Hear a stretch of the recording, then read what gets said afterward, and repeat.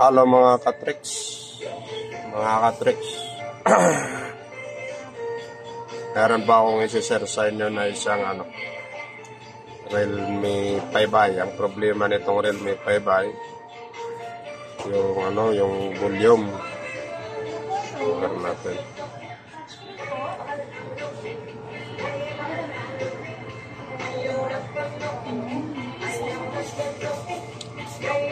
Realme 5i, ang problema nito yung volume up at saka yung down. Hindi po siya nag-work mga katricks. Yan, isi-share ko sa inyo paano i-tester. Mahalaga nito yung pag-tester para malaman natin kung nagpa-function ba o hindi yung isang switch volume.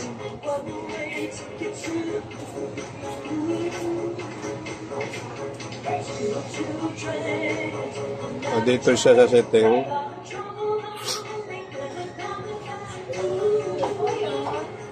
Sound nito, okay naman siya dito. Diba?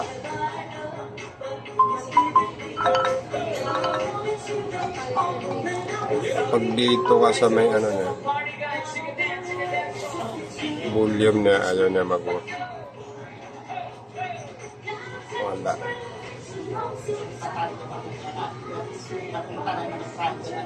Wala siya talaga, nakita niyo. Ito naman sa app, wala.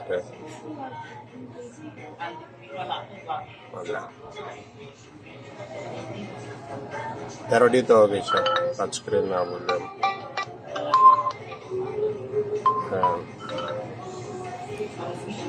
Ito po yung problema nito, yung switch. Kung mapapansin mo, nagbabounce naman ito.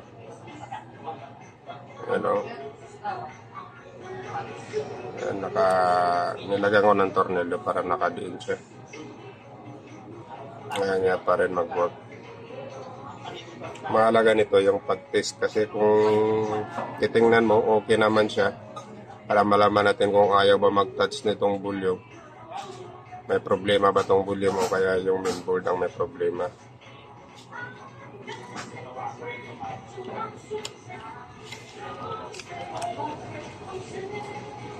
Tanggalin natin.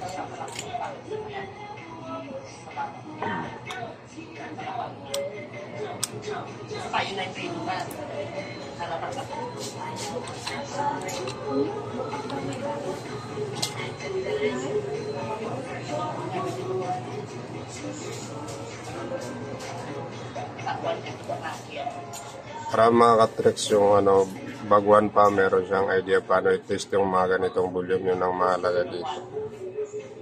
Pag-test lang naman. Kaya itong dalawa, papakita ko sa inyo sa microscope. Itong dalawa, defect po ito. Bali ito po yung good. Para malaman natin paano i-test yung defect na switch volume at saka yung good na volume. Para meron po tayong idea ng mga baguhan ng mga technician. Kasi tatlo po ito eh. Saan yung positive, saan yung negative nito. So ang mahalaga dito, paano natin malalaman na good yung switch button. Hindi yung mainboard ang may problema. Papakita ko sa inyo paano siya i-tester.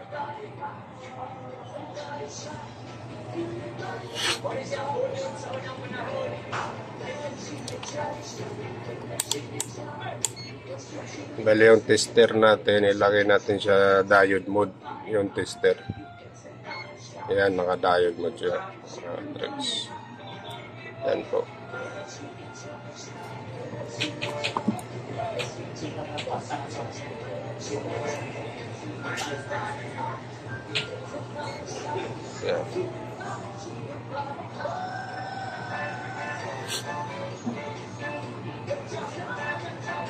Ayan. Ito po itong dalawa, ayaw talaga nito. Ayaw talaga nito mag-switch. Itong dalawa. I-share ko lang sa inyo mga tricks paano siya i-tester. Malito siya, positive, negative.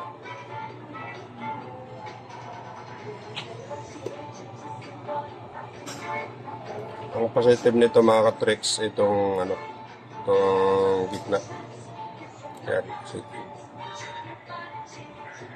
Ito po. Ito siya, defecto siya. Tingnan niyo sa multimeter, wala siyang reaction.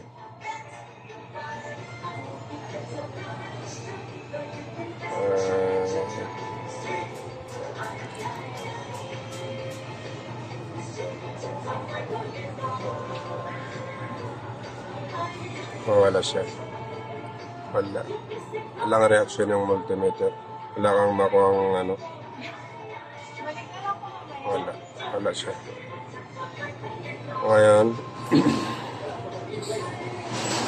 basta itong positive sa gitna. Ang negative naman sa itong kabilaan ng ground.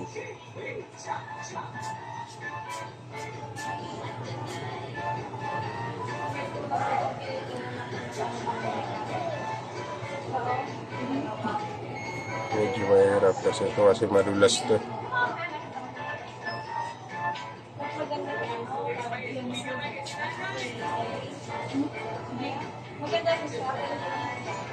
Wala siya.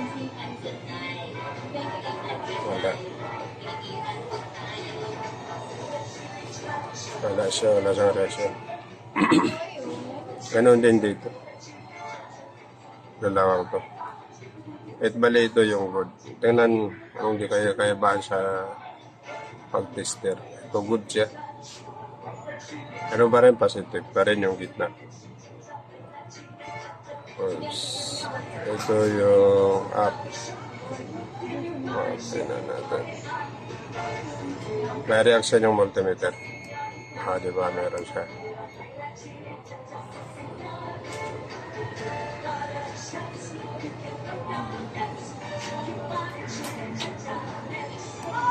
Ayan, meron siyang nakuha ng value. Tapos ito naman dito. Basta yung gitna positive. Kabilaan yung negative. Tapos sa iba baka namang gumihin.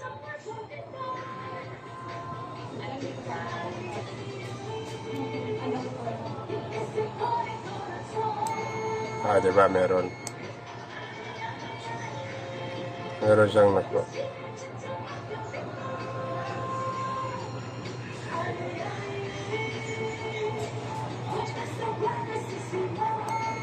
Yan. Ito po yung good. Tandaan na ito siya. Dito yung negative. Ito naman yung sa baba. Ito yung negative. Yung gitna, positive lang niya. Positive yung gitna. Ito yung may problema, wala kang makuhang value dito. Ito.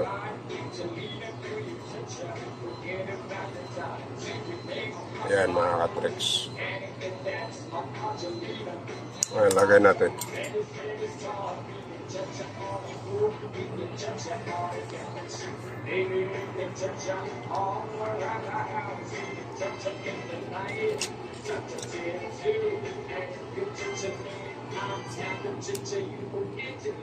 Huwag nyo lang kalimutan mga ka-tricks na mag-comment at saka mag-like o kaya subscribe nyo lang yung channel natin para lagi po kayong updated sa ating mga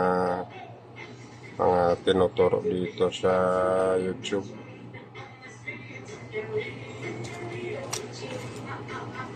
Mahalaga dito mga ka-tricks yung mga baguhan ng mga gustong matuto mag-repair ng cellphone. Kasi yung mga magagaling na mga technician, hindi na nila kailangan manood. Baguhan ng mahalaga dito mga ka-tricks.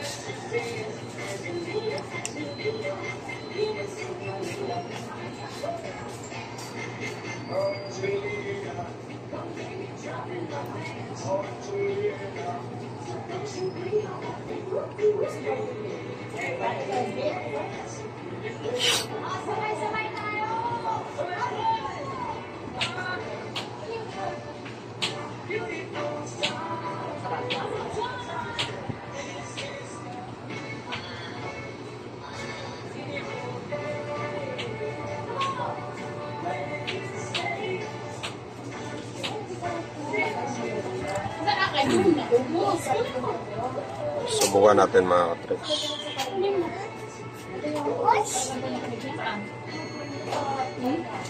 Ayun mga katricks, meron na siya. Tapos yung app. Yan. Yan po, meron na siya. Kaya kung lang na sa kamuli din ako na. Hindi kong gusto. Sige mga katricks, thank you. Ha?